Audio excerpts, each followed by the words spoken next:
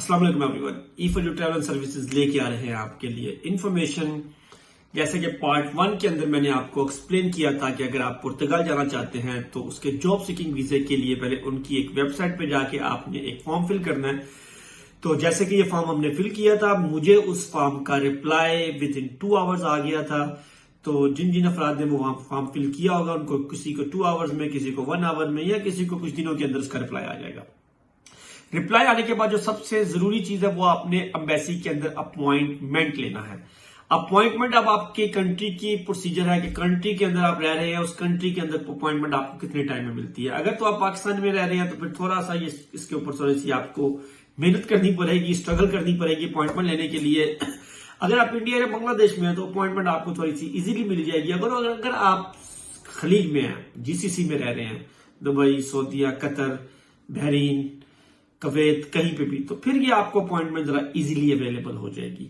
Appointment लेने के बाद सबसे जरूरी एक फॉर्म है जो आपने फिल करना है। उस फॉर्म की डिटेल में आपको वीडियो के एंड पे बताऊंगा कि वो फॉर्म आपने कैसे फिल करना है। इसके अलावा जो चीजें आपको चाहिए वो मैं आपको बताऊंगा। सबसे पहले आपको अपॉइंटमेंट लेनी होगी, उसके बाद एक फॉर्म है, उसका आपने प्रिंट आउट निकालना है, उसको फिल करना है। उसके बाद जो सबसे जरूरी चीज है वो है आपका पासपोर्ट। पासपोर्ट के साथ आपने देनी है 2 फोटोज, और उसके बाद आपको चाहिए police character certificate. Police character certificate का क्राइटेरिया कुछ ऐसा है, अगर तो आप पाकिस्तान में रहते हैं फिर तो आपको पाकिस्तान का ही पुलिस कैरेक्टर सर्टिफिकेट चाहिए।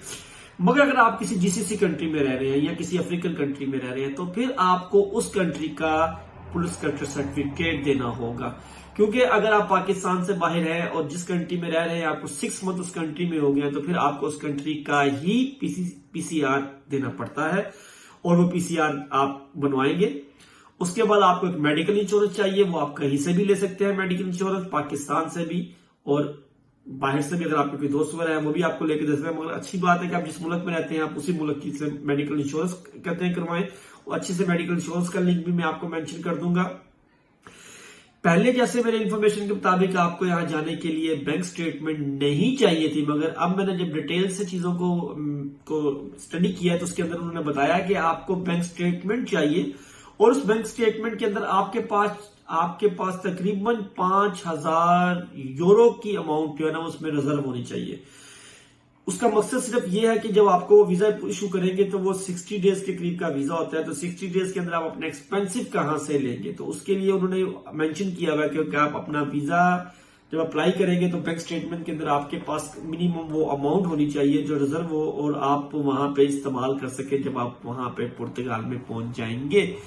तो पुर्तगाल में पहुंचने के लिए आपको बैंक स्टेटमेंट लाजमी चाहिए जिसके अंदर 5,000 यूरो उसमें हो। बैंक की स्टेटमेंट के मकसद दूसरे बेसिस के अंदर ये होता है कि इसके अंदर आपकी ट्रांजैक्शन कितनी हुई है। इसके लिए अंदर आपको ट्रांजैक्शन के लिए करोड़ों में होना जरूरी नहीं है। आपके पास 5,000 पिछले 2-3 माह से पड़े हुए हैं, 5,000 यूरो के करीब अमाउंट, या 6 माह से अगर आपने वहां पे 15 लाख से 20 लाख रुपए रखा हुआ है, उसकी आप छोटी मोटी ट्रांजैक्शन करते रहते हैं तो वो भी इनको काबिल कबूल है।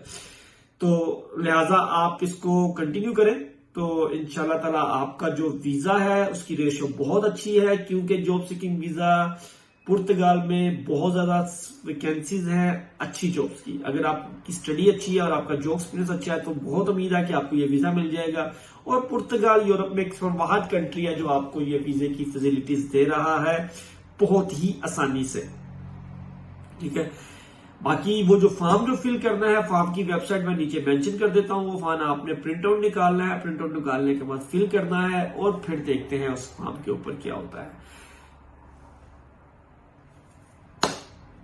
ओके, इस तरह की मजीद अच्छी वीडियो देखने के लिए आप हमारा यूट्यूब का page, YouTube Facebook page like करते रहें और शेयर करते जाएं।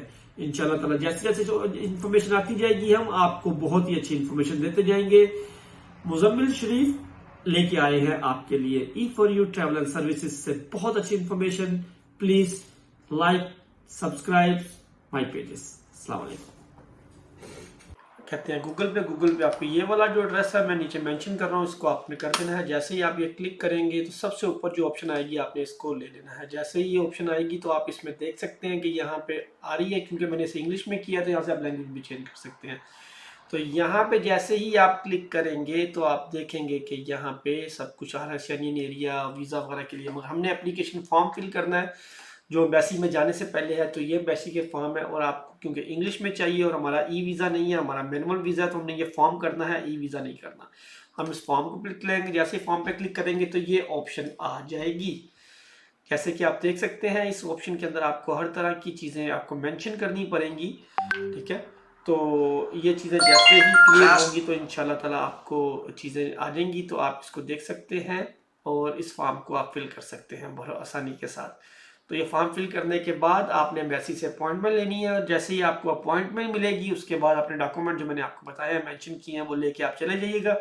तो उम्मीद है कि बहुत ज़्यादा लोगों को मिलेगी। पाकिस्तान से ज़रा मुश्किल हो रही है क्योंकि वहाँ उन्होंने जुलाई तक के लिए अपॉइंटमेंट बंद की हुई है, मगर ये है कि जैसे ही कहते हैं पाकिस्तान में अपॉइंटमेंट खुलेगी लोगों को। मेरी वीडियो अच्छी लगे तो प्लीज़ मेरे कहते हैं फेसबुक पेज को, मेरे कहते हैं यूट्यूब पेज को और मेरे टिकटॉक के सब अकाउंट्स को लाइक ज़रूर कीजिएगा।